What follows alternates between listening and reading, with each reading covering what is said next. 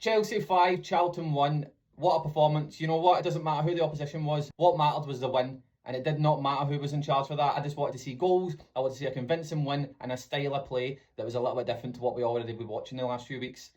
And my God, yes, we've seen it. People will say it's only League One opposition, but imagine the new managers went to that game, first game in charge, and got beat at a ground that wasn't his. The fan base would have been horrendous. They would have turned on him so quickly. And that's no fault of his. That's just the nature of the beast.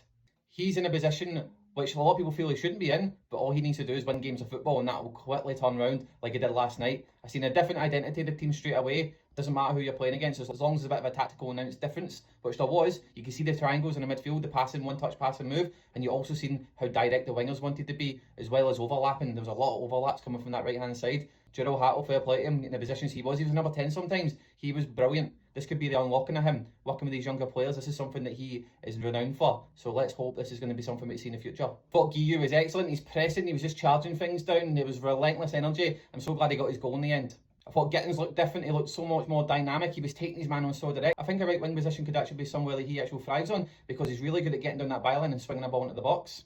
Acheampong and Hato have such scary potential. These two boys are only 19-year-old. Imagine how good they're going to be when the time they hit 22, 23 if we nurture them correctly.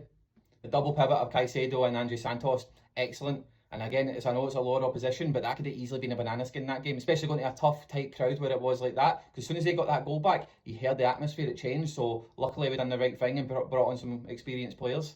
Fernández was top level when he came on. The balls he was playing through to Estevão, and my God, that boy is silky. He's unbelievable. Many times he can get a ball swung with his right foot and shoot, even though he's left-footed. Quality player. Of course, it's all going to come down to results for Liam Rosenior, and a massive game coming up midweek against Arsenal, which is obviously something we want to get a win from, especially for him. If we can go into that game with that confidence after playing the way we did last night and get another win, especially against a big dog, it's going to do unbelievable wonders for him going forward. First manager to win the first game in charge of Chelsea since Antonio Conte in 2016. What a stat that is. It does not matter who the opposition was. What mattered was the win, and we win convincingly, which we did. Bigger tests and bigger challenges are going to come, but at least we got the first one ticked out of the way. On to the next one.